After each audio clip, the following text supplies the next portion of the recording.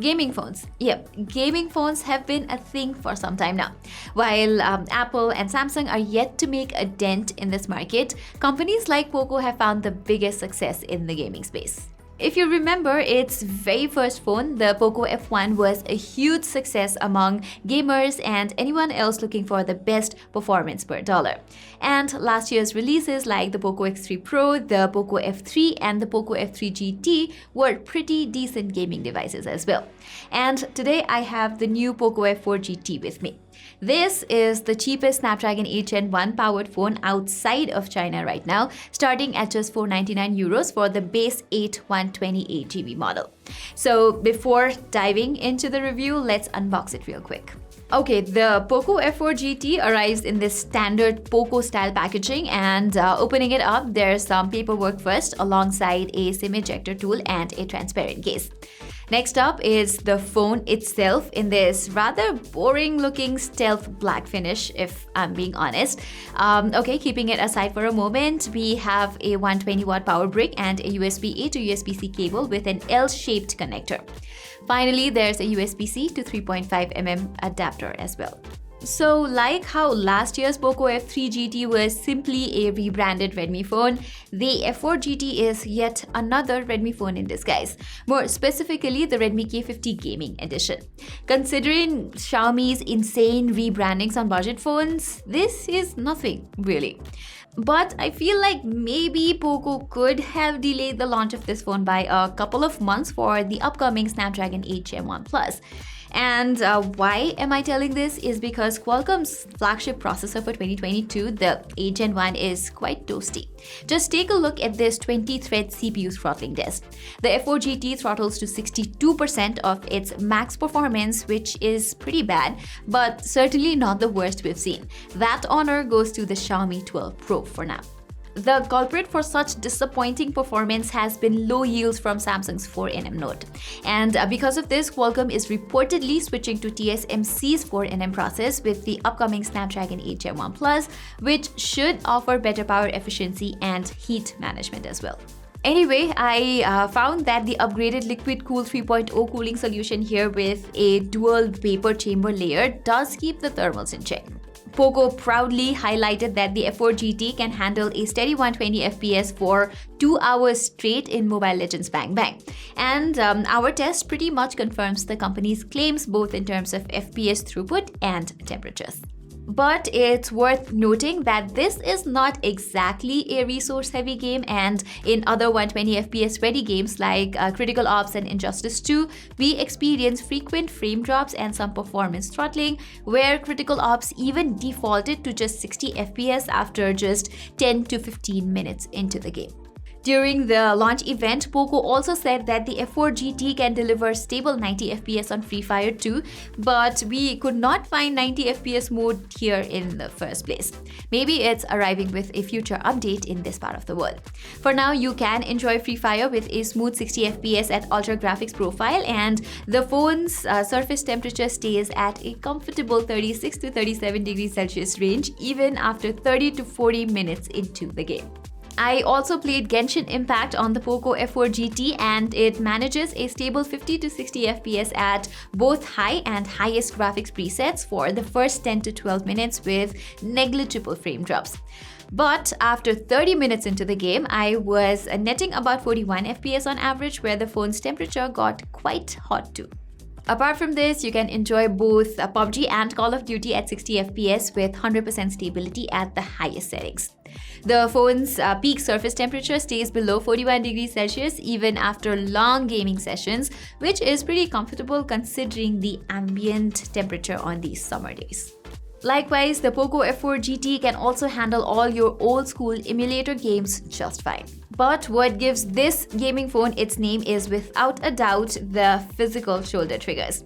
You can customize its left and right buttons to set off any in-game control, but trust me, these shoulder triggers are miles better over the virtual triggers that you will find on Lenovo's Legion 2 or the Asus ROG Phone 5.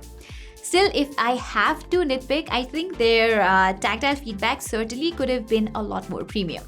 But this should improve over the years, right? Okay, moving on, besides gaming, the F4 GT's everyday performance is pretty solid too. Yes, MIUI experience still is not as polished as compared to stock Android or One UI from Samsung, but at this point, I can live with it. On the other hand, the Snapdragon 8 Gen 1 can handle everything you throw at it, be it opening large apps or multitasking between them. But one area where Poco needs to improve is in its software commitment, as there's no official word on how many years of major OS and security patches this phone will receive. Okay, let's now talk about the phone's design. For the most part, I feel like this could easily pass as a regular smartphone.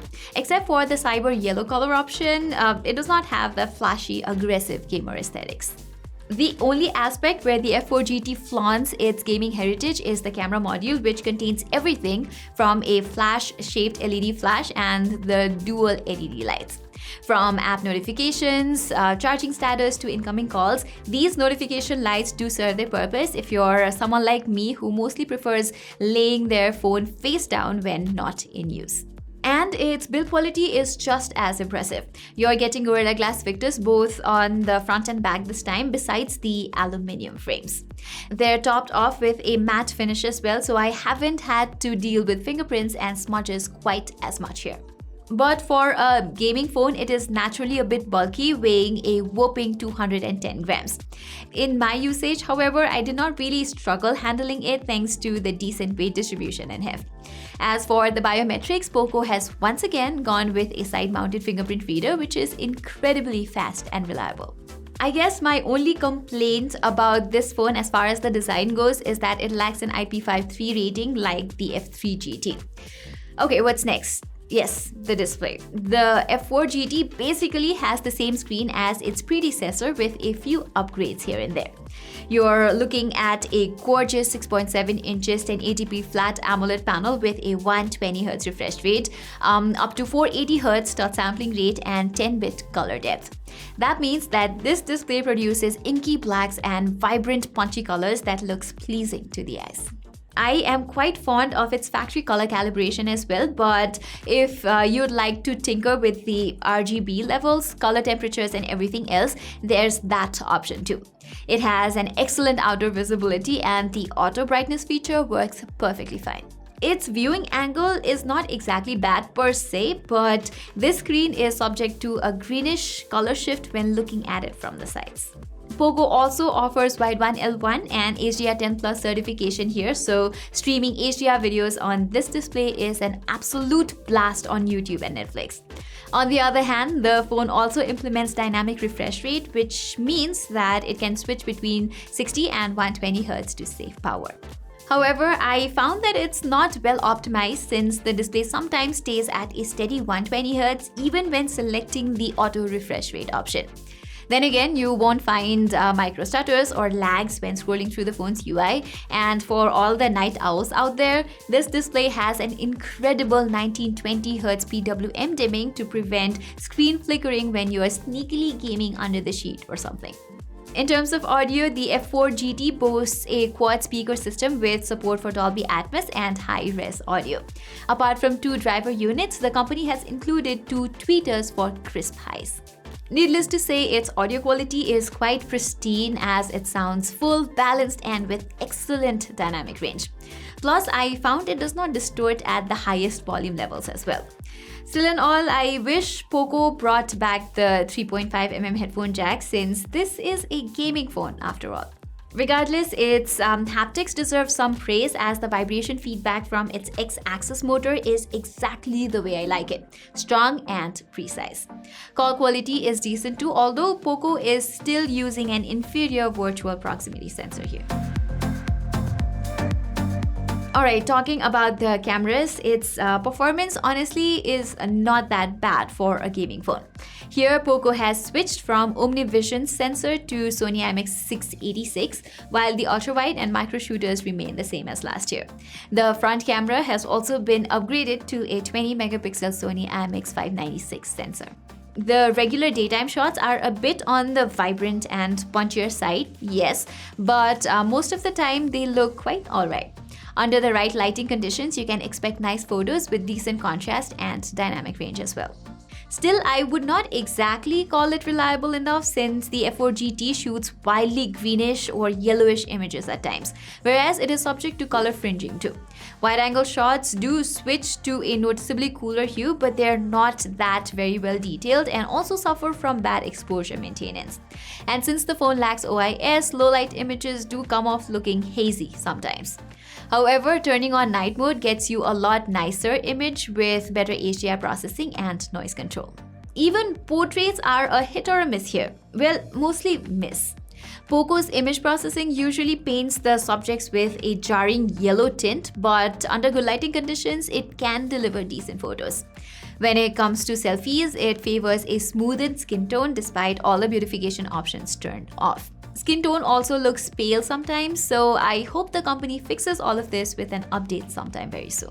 For videos, the Poco F4 GT maxes out at 4K 60fps recordings. And even though there's only electronic image stabilization on board, I am really impressed to see pretty steady videos across all the resolutions here. Unfortunately, there's still no 4K recording option from the front camera, and the dynamic range and exposure control in selfie videos are not that great either. All in all, the camera performance of the Poco F4 GT is not its strongest suit and still lags behind camera phones like the Galaxy A73, especially in photos. But for a gaming phone with such an incredible value for money, there have to be compromises somewhere. Finally, it's time to talk about the battery life. Despite the phone's marginally thicker and heavier build quality, Poco has sadly downsized the battery size to 4700 mAh unit. I think this sacrifice is to accumulate the impressive cooling system I discussed earlier. Under my moderate usage, the Poco F4 GT managed just about 5 to 6 hours of screen on time. Throw in longer gaming sessions into the mix, then that number will drop by a couple of hours easily. Fueling up this phone is super fast though, as it goes from 2 to 100% in just 17 minutes or 27 minutes when you're gaming using the 120-watt charger. Okay, wrapping it all up, the Poco F4 GT is yet another terrific gaming phone from the company. Coming from the Poco F3 GT, the performance upgrade here is big. I mean, the 8 Gen 1 is on a whole different level compared to the Dimensity 1200. But more importantly, the company has also installed quite an effective vapor chamber cooling solution which ensures great sustained performance over time. And even though its cameras are still not on par with the competition, it has gotten considerably better, which I think is mostly because of the Snapdragon chip's superior image signal processor. Moreover, its build quality, its display, and its speakers are really good too. So if you're looking for a reliable gaming phone, especially at the starting price of €499, I can easily recommend the Poco F4 GT to you. Yes, it has a few shortcomings like the cameras, a better optimization for high FPS games, and the lack of guaranteed software updates, but that's something you can overlook if pure bang for buck is what you're shopping for. So guys, that was all for our detailed, very elaborate review of the Poco F4 GT. We will also be coming up with the reviews of the Poco Watch and the Poco Buds too. So don't forget to subscribe to our channel to watch those content. And if you like this video, don't forget to give it a thumbs up. Till then, I'm Pratima and thank you so much for watching.